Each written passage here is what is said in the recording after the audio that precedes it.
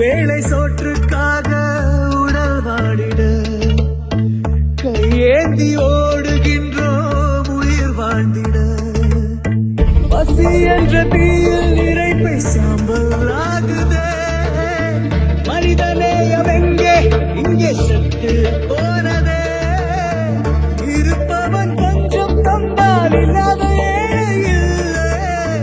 கண் திறந்து இறைவன் எல்லாரும் உன் பிள்ளை.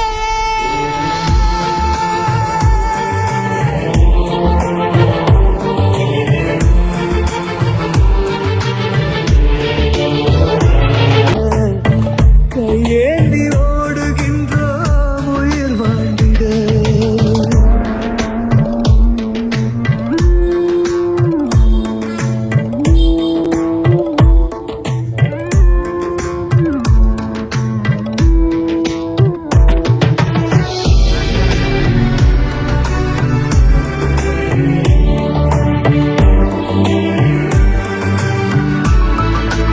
சாமி என்ன பண்றா?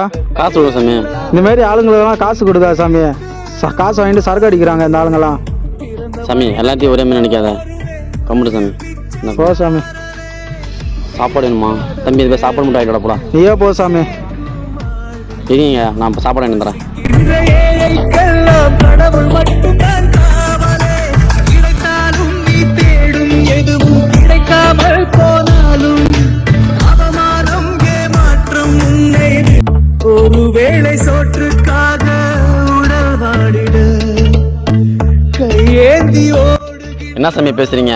இவர் யார் தெரியுமா? 10 பேர்த்துக்கு சோறு போட்ட கை இது. அப்படியா சாமி? இன்னைக்கு ஒரு வேளை சாப்பாடுக்கு நம்மள்ட்ட கையேந்தி நிற்கிது. சரி, யாரையும் அப்படி நம்ம பேசக்கூடாது சாமி. ஒரு வேளை சாப்பாடு நம்ம உழைக்கிறோம்னா அந்த சாப்பாடு உருவாக்குறதுக்கு இவங்க எவ்வளோ உழைக்கிறாங்க தெரியுமா? மன்னிச்சிடுங்க சாமி, தெரியாம பேசிட்டேன். சாரி சாமி. கண் திறந்து இறைவன் பாரு எல்லாரும் உன் பிள்ளை.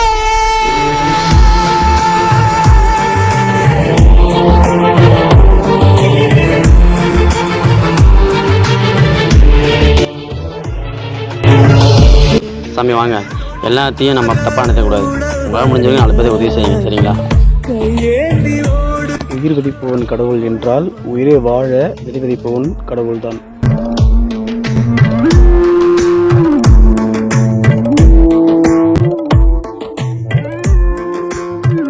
மண்ணை விதிப்பது வெறும் விதைகள் அல்ல, தங்களையும் சேர்த்து விதைக்கிறார்கள். நீரும் சோறும் ஒரு நாள் தங்கத்தை விட அதிகமாக விற்கும். விவசாயிகளை அவமானப்படுத்தாதீர்கள், விவசாயத்தை மதிக்க வேண்டும்.